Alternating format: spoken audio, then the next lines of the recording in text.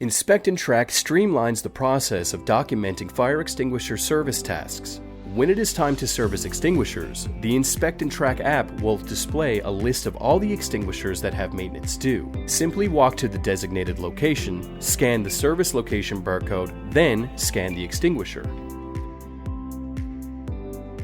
The combination of these two scans will systematically move the extinguisher to the service shop. You can also scan to move a spare into its place. If you don't have a service location barcode, use the incident button to move the extinguisher instead. When the extinguishers are returned after maintenance, checking them back in is just as easy. The Quick Inspect module will simultaneously record the maintenance or hydro service and move the extinguishers back into service.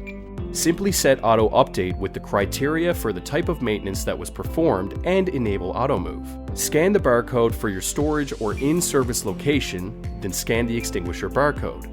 Repeat the process for each extinguisher.